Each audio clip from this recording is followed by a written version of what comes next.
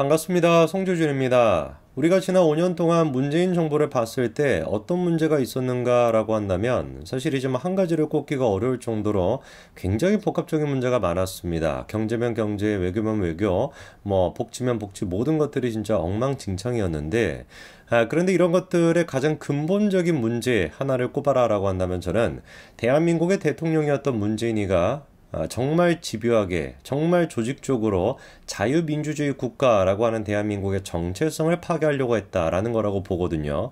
이거는 솔직히 상식적으로 우리가 이해가 잘 안 되는 것이죠. 그냥 북쪽에 있는 그 친구들의 사주를 바꿔서 행동한 게 아니고서야 대한민국의 대통령이라고 하는 사람이 어떻게 이 정도까지 북한의 편향된 모습을 보이고 이 정도까지 대한민국의 자유란 법치를 파괴하려고 하는가라고 하는 게 도저히 이해가 되지 않거든요.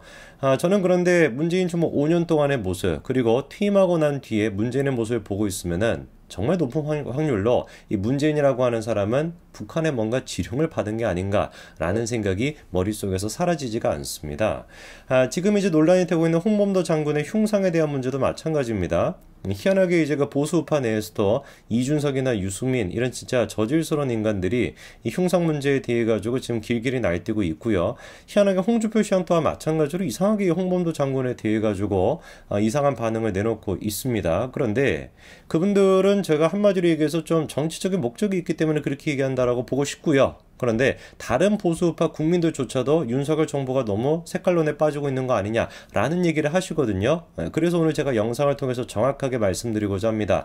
홍범도 흉상을 이거 옮긴다라는 거, 용어도 우리가 잘 써야 됩니다. 이거를 지금 없애버리겠다라는 게 아니죠, 그렇죠? 독립기념관으로 옮기겠다라는 거예요. 옮긴다라는 것이 궁극적인 어떤 목적이 무엇이고, 그리고 홍범도라고 하는 사람이 갖고 있는 이 이슈에서의 궁극적인 문제점이 무엇인지를 좀 짚어드리고자 합니다. 그리고 그 문제점을 짚다 보면은 한 길로 이어질 수밖에 없어요. 문재인이라고 하는 인간은 마음속 깊은 곳에 깊은 곳에도 아니고 그냥 대놓고 드러내놓고 이 마음속에 공산주의에 대한 염원이 있는 사람이구나. 그렇기 때문에 이 정도로 그래 왔었고 지금 이 순간에도 이런 반응을 보이고 있구나라는 게 이해가 되실 겁니다. 자, 여러분 아마 다 평산책방 알고 계실 텐데요. 근데 혹시 평산책방이 오픈하고 난 뒤에 첫 번째로 방문한 사람이 누군지 알고 계십니까? 저도 이번에 그 조사를 하면서 처음 알게 되었는데요. 아버지 해방일지라고 하는 책을 쓴 작가가 첫 번째 손님이라고 합니다. 근데 첫 손님이라고 하는 게 우연히 그렇게 가는 게 아니겠고, 당연히 문재인 측에서 초대를 하고 이래가지고 갈 수 있는 거 아니겠습니까? 질문이 드는 거겠죠. 어떤 작가길래, 저 책이 도대체 무엇이길래 그렇게나 의미가 있어가지고 퇴임한 대통령으로서 거의 첫 번째 공적 활동이라고 했던 평산책방의 첫 손님으로 초대를 했을까? 근데 이 책은 간단합니다. 한마디로 얘기해서 빨치산이었던 아버지를 기리는, 빨치산이었던 아버지의 일생을 그리고 있는 그런 책이 바로 아버지 해방일지입니다. 이거는 제가 보기에 이 사람은 뭔가 마음속에 진짜로 공산주의나 뭔가 아버지가 빨치산이라는 거에 대해서 묘한 또 어떤 자기가 또 커넥션이 있었는지 어떤 공감대가 있었는지 뭔지는 모르겠지만 그런 거를 느꼈다라고 밖에 볼 수 없는 거 아니겠습니까? 자, 그리고 이런 면이 우리가 이 지금 홍범도 장군의 이 흉상을 둘러싼 문제도 마찬가지로 이어질 수밖에 없어요. 잘 아시는 것처럼 이게 지금 육사 정문에 설치가 되어 있습니다. 그리고 그게 설치가 됐던 것도 언제였습니까? 문재인 정부 때였어요. 궁극적으로 이것 자체가 잘못됐다라고 봐요. 홍범도 장군에 대해서 공가가 있다는 얘기가 많죠. 근데 많고 많은 것을 왜 하필이면 육사냐 이겁니다. 육군사관학교가 뭐 하는 곳인데요. 자유민주주의 국가 대한민국을 지키겠다. 그리고 그 건국 이념, 자유민주주의라고 하는 것을 더 우리가 지키겠다라고 하는 목적을 가지고 설립이 되어 있는 게 육사 아니겠습니까? 그런데 홍범도라고 하는 사람은 그 자유민주주의 국가라고 하는 거와 맞지 않는 사람이란 말이에요. 오해하시면 안 됩니다. 제가 지금 논란이 되고 있는 것처럼 그냥 단순하게 홍범도 장군이 공산당에 입당했던 전력이 있다. 그거 하나만 가지고 말씀드리는 게 아니에요. 오히려 우리가 홍범도에 대해서 주목해야 되는 또 다른 역사적인 팩트는 뭡니까? 이 사람이 독립운동가들을 학살했던 자유시 참변, 그 자유시 참변에 연관이 되어 있는 사람 아니냐라고 하는 문제점, 그거를 우리가 훨씬 더 주목을 해야 됩니다. 여러분 자유시 참변 알고 계실 겁니다. 당시 이제 그 일제에 사주를 받았던 소련군이 독립군들을 유인해가지고 자유시에서 진짜 학살을 했었던 거, 그게 바로 자유시 참변인데, 문제가 이 자유시 참변에 누구 또한 마찬가지로 연루가 되어 있었다라는 의혹이 있는 거예요. 홍범도 장군이 연루가 되어 있다는 의혹이 있거든요. 그도 그럴 수밖에 없는 것이 440명 규모의 병력을 이끌고 자유시에 갔었습니다. 근데 문제가 뭐예요? 소련군이 무장해제를 해라 라고 했더니 어떻게 된 것인지 기다리고 있던 사람처럼 그냥 순순히 응해버렸던 거예요. 그리고 난 다음에 고려혁명군, 이게 이제 그 독립운동가들을 학살했던 그 부대 아닙니까? 그 고려혁명군에 홍범도 장군도 어떻게 했던 겁니까? 그 부대가 편성까지 됐던 겁니다. 이것만 보더라도 우리가 좀 의아해지는 것이죠. 근데 더 의아해지는 게 뭐냐? 이 학살이 끝나고 난 뒤의 모습입니다. 휘하병력 300명을 어떻게 했어요? 소련군에 편입까지도 시켜버렸습니다. 그리고 홍범도 본인 스스로 또한 마찬가지로 승진을 했었거든요.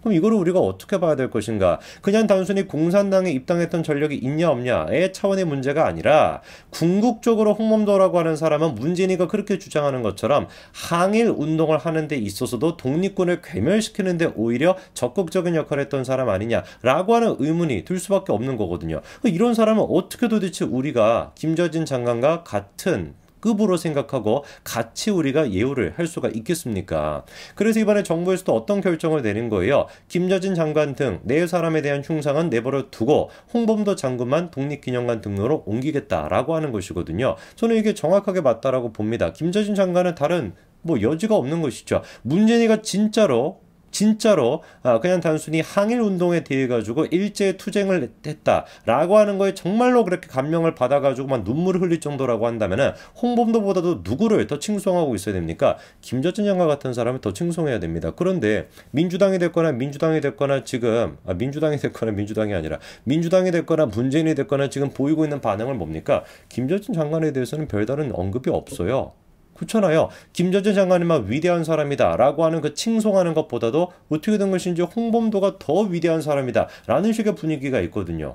어떤 면을 봐서 도대체 더 위대하는 겁니까? 지금도 마찬가지입니다. 문진이가 길길이 날뛰고 있어요. 양산에서도 지금 홍범도 장군의 흉상을 옮기는 거에 대해 가지고 국군의 뿌리를 부정하는 것이다, 이런 얘기까지 하고 있는데, 아니 독립운동가를 괴멸시켰다라고 하는 거에 연루가 되어 있다라는 의혹이 있는 사람이 그 사람의 흉상을 옮기는 것이 어떻게 해가지고 도대체가 국군의 뿌리를 부정하는 것이 될 수가 있습니까? 오히려 제가 보기에는 문재인의 저런 식의 주장, 나아가서 문재인이 가지고 있다는 생각과 문재인의 존재 자체가 오히려 대한민국의 국군의 뿌리를 흔드는 걸 넘어서가지고 대한민국 자체를 부정한다라고 보거든요. 왜냐? 그때 당시 그 홍범도 장군의 흉상이 설치가 될 때 육군에서는 아주 중요한 변화 한 가지가 있었습니다. 그게 뭐였습니까? 6.25 전쟁사 등이 필수 과목에서 선택 과목으로 바뀌어버린 거예요. 이거는 누가 보든지 간에 문재인 정부가 의도적으로 6.25의 진실을 육군사관학과 학생들한테 안 알려주려고 했다라고 밖에 생각이 안 되는 것인데, 요 기간 때 뭐가 같이 이루어졌다는 거예요?